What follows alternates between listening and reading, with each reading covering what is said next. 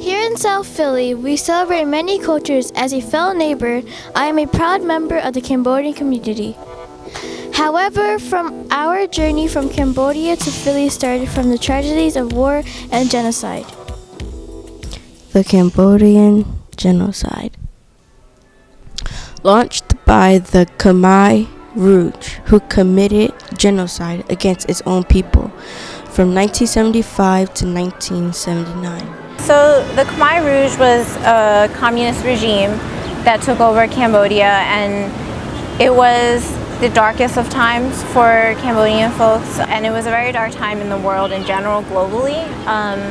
And my family was able to survive the labor camps, so they lived on farms, and with many other families were displaced from cities and had to learn how to sort of rewind time and live under heavy dictatorship and extreme violence and trauma.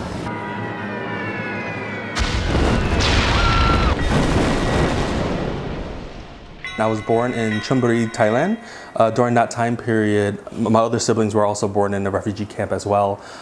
In the mid-1970s, the Khmer Rouge, with their leader Pol Pot, had taken over Cambodia.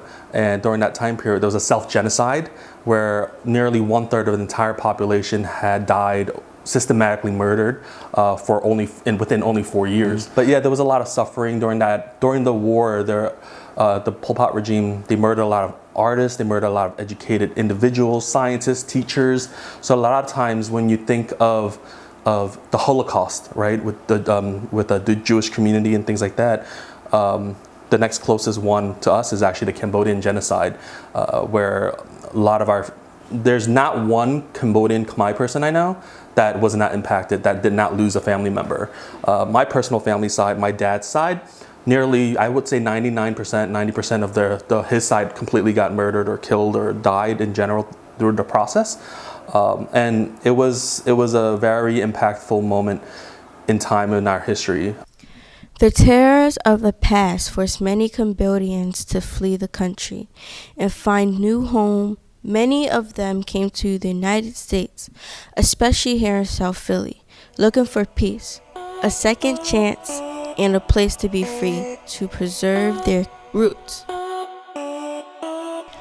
The Cambodian population here in South Philly is rich with culture, food, traditions, dance. Many reborn from the tragedies of past to create a new renaissance across their diaspora. Today in Philly, and South Philly especially, is considered to have one of the larger Cambodian populations on the East Coast. I think just Asian American, definitely.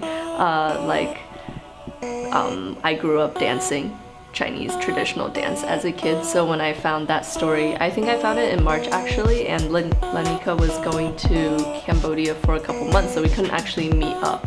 She was traveling, but I was so stubborn about making that story happen. I chased it down a couple of times. I was like, no, I really want to make this happen.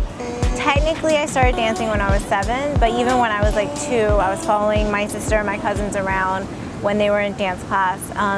And it's a family tradition. It's something that we do as a family. Everyone in our family dances. And it's a really important way for us to learn about our culture, because food is one thing, language is another thing, but to dance is to be able to tell the stories. And even if you don't understand the words when you're 7, you learn what the words mean as you get older. One of the reasons why it's important for us to celebrate our identity is because we're so unique in our situation of how we came to America and our needs, our contributions to the city in general. It's important that they acknowledge and understand how contrasting and different Asian populations are. So contributing to the diversity of the city is that, we're not just Asian, we're Cambodian American, we're Laotian, we're Vietnamese, we're this, we're that.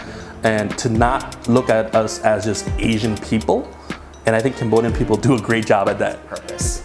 Identity is really important for all youth for them to understand, because it just helps them give a sense of who they are. But at the same time, for me, what's that helped me do is realize what is my purpose here on earth.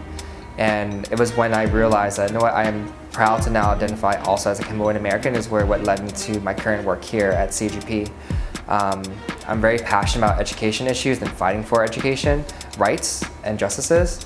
And for the longest time, I was very interested in doing that for all the communities in Philadelphia, mostly urban communities. But when I realized that, hey, I want to give back to the Cambodian community because that's who I identify as, it just made my work even more purposeful.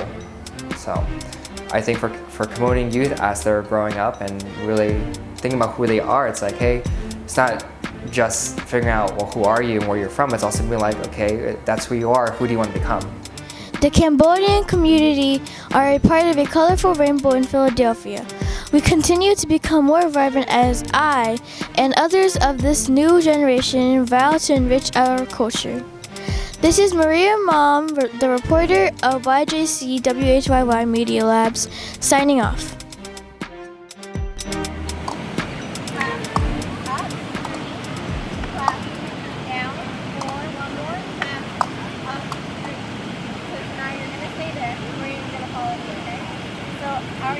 Our heel is over here.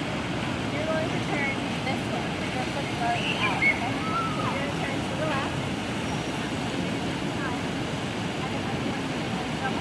I was in school when I went to college and stayed with it and then came out. Stewed pork with coconut milk and if you want to, she's going to bring the rice.